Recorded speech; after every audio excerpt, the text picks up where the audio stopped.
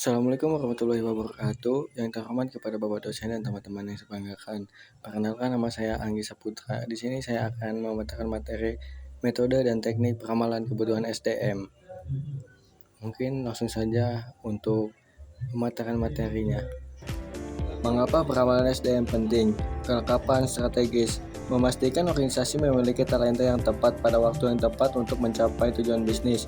Efisiensi biaya menghindari kelebihan atau kekurangan karyawan berdampak langsung pada anggaran operasional. Keunggulan kompetitif organisasi yang proaktif dalam perencanaan SDM lebih tanggap terhadap perubahan pasar. Metode kuantitatif, analisis tren dan rasio.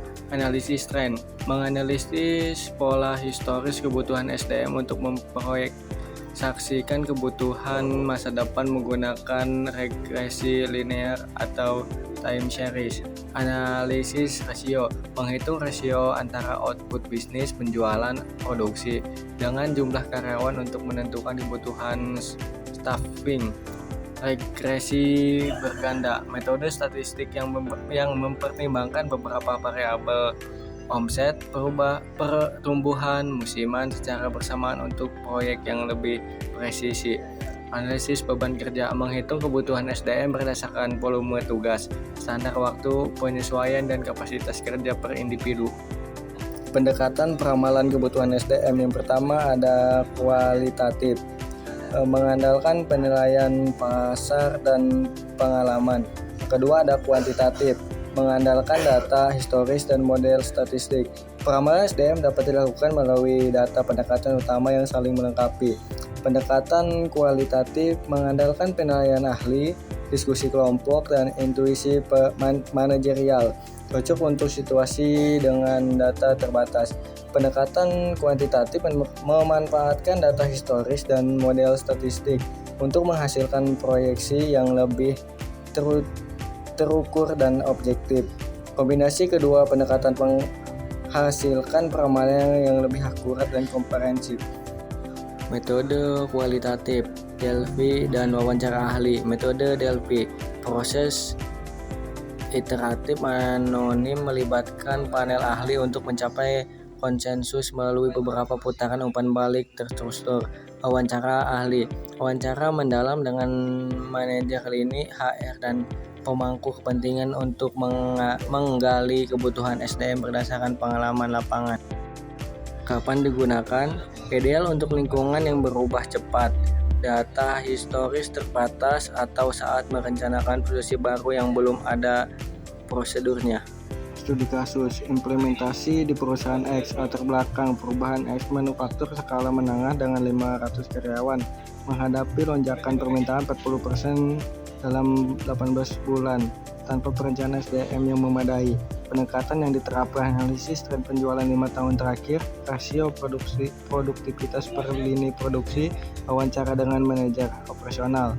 Perusahaan berhasil merekrut 85 karyawan tepat waktu, mengurangi outtime 30% dan penghambat biaya rekrutmen darurat sebesar 1,2 miliar. Tantangan dalam peramalan kebutuhan SDM, ketidakpastian lingkungan, perubahan regulasi, teknologi, dan kondisi ekonomi yang cepat membuat proyeksi jangka panjang sulit diandalkan. Kualitas daya rendah, data historis yang tidak lengkap atau tidak konsisten menghasilkan model peramalan yang bias dan tidak akurat. Resistensi internal, manajer lini sering enggan berbagi informasi atau merasa terancam oleh proses peramalan yang terstruktur. Kesenjangan kompetensi, peramalan kuantitas SDM tidak cukup. Kebutuhan akan kompetensi baru yang belum ada di pasar tenaga kerja sulit diprediksi. Strategi mengatasi tantangan, bangun infrastruktur sistem HRS terintegrasi untuk data andal, kolaborasi lintas, workshop bersama manajer lini secara rutin, peramalan berkelanjutan, review bulanan, penyesuaian proaktif, investasi pelatihan, lini tim HR pada analitik dan teknologi. Keempat, strategi ini membentuk ekosistem peramalan SDM yang tangguh mulai dari fondasi data yang kuat, kolaborasi organisasi, proses yang adaptif, hingga kapabilitas tim yang terus berkembang. Peramalan SDM di era digital atau Big Data dan AI. Predictive Analytics. AI menganalisis pola absensi, kinerja, dan turnover untuk memprediksi kebutuhan rekrutmen sebelum terjadi. Workforce Planning otomatis.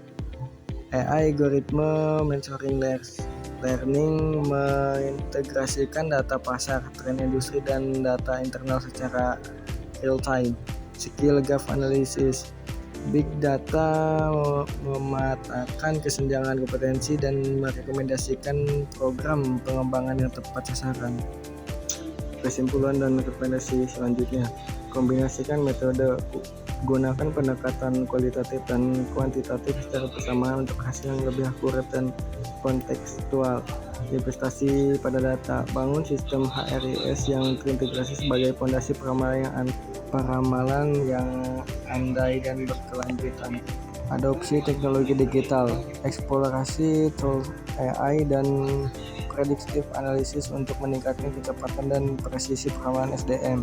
Review berkala, jadikan peramalan SDM sebagai proses dinamis, evaluasi dan sesuai setiap kuartal berdasarkan perubahan bisnis.